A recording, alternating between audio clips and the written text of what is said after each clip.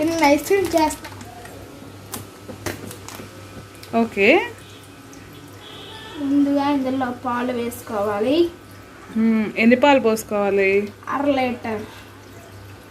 Okay, ఎర్రలో కొంచెం పాలు ఉంచుకోవాలి. అది మేము ముందు చెప్తాం. ఇలా పెట్టేసి ఇప్పుడు గిన్నె తీసుకున్నా.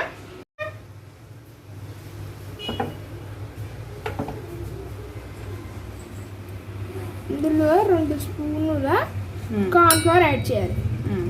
కార్న్ఫ్లవర్ కానీ లేకపోతే అప్పుడే మైదా పిండి కూడా వేసుకోవచ్చు. ఓకే, మైదా పిండి వేసుకోవాలి. ఇప్పుడు ఇందాక మనం కొంచెం పాలు ఉంచుకున్నాం కదా, అవి ఇందులో వేసేసుకోవాలి. వేసేసుకొని దీని ఉండలు లేకుండా నీట్గా కలి. ఉండలు లేకుండా ఒక ఉండ కూడా ఉండకూడదు. ఓకే, ఇలా కలుపుకున్న తర్వాత ఇది అలా దీన్ని బాగా ఒక 5 minutes 6 minutes ఓకే ఇలా కలుపుకోవాలి. కలుపుతూ ఉండాలా? ఎంతసేపు కలపాలి? కొంచెం థిక్ అవుతుంది అప్పటి వరకు, ఒక 5 minutes. ఇదిలా చూడు.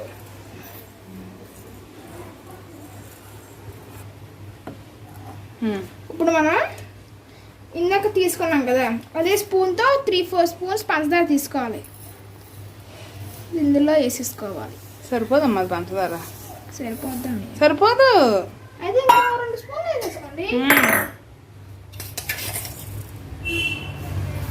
స్పూన్ నిండా ఫుల్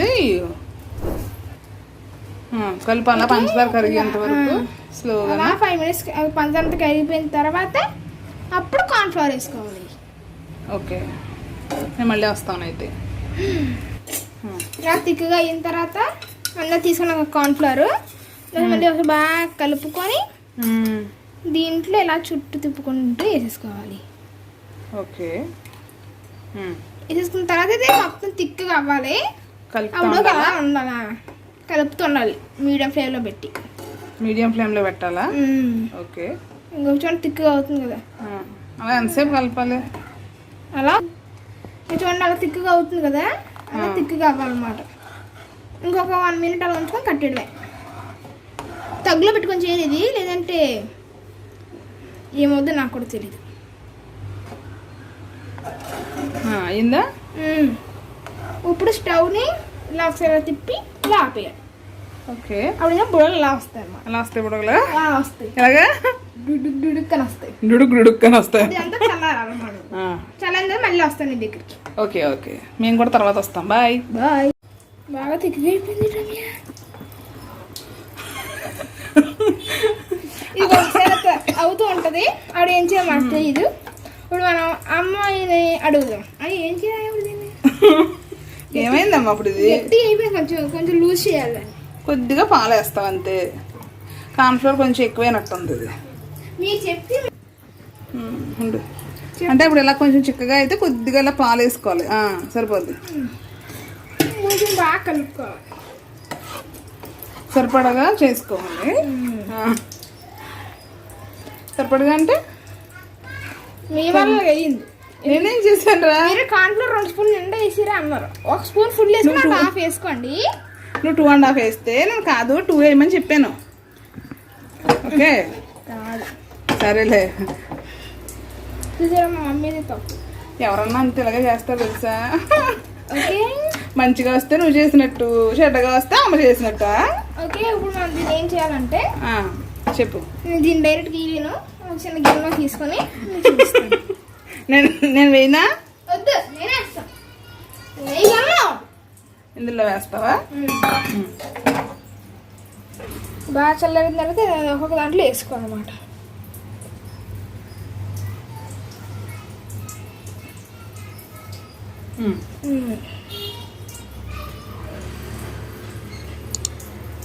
ఇలా అన్నిట్లో వేసేసుకోవాలి.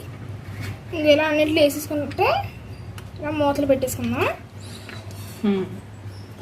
ఒకవేళ మన దగ్గర ఇవి లేకపోతే అప్పుడు ఇక ఇందులో వేసేసుకోవచ్చు. చిన్న చిన్న గ్లాసుల్లో వేసుకోవచ్చు. టీ గ్లాసుల్లో కానీ కప్స్లో కానీ వేసేసుకోవచ్చు. ఓకే, అదే మిగిలిపోయింది కాబట్టి ఇందులో కూడా వేసాను. హాఫ్ లీటర్కి 6.5 దాకా వచ్చింది. మనం 1/2 లీటర్ పాలు చేసాం కదా, దానికి ఉన్న పుల్లలు ఎందుకు పట్టట్లేదు నువ్వు? ఇది పట్టుకొని నిజమైన ఐస్లా ఉంటుందని మీకు దీని గురించి ఒకటి చెప్తాను. ఏంటి తెలుసా, ఇది ఏంటో తెలుసా నేను చేసింది? ఇది మనం ఇప్పుడు ఐస్ క్రీమ్ తీసేసుకొని చాక్లెట్లో డిప్ చేస్తే చాకోబార్ అయిపోద్ది. చాకోబార్ది నేను చాక్లెట్ లేకుండా అలా చేశాను. మీ దగ్గర చాక్లెట్స్ ఉంటే కరగబెట్టి దానిలో డిప్ చేయండి, దీన్ని చాకోబార్ అయిపోద్ది. ఓకే, దీంట్లో పుల్ల మరి దీని పుల్ల ఉంటుంది, అది పెడతాను.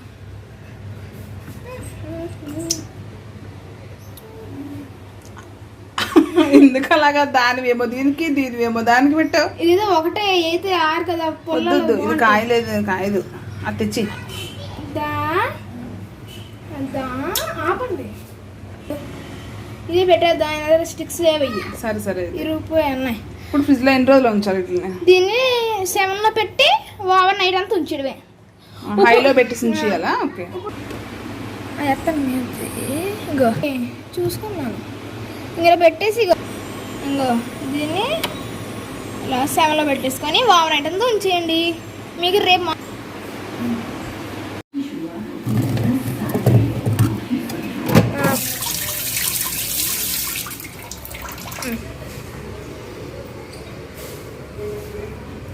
అయిపోయింది. ఐస్ క్రీమ్ ఎలా ఉంది? టేస్ట్ ఎలా ఉంది? బాగుంది.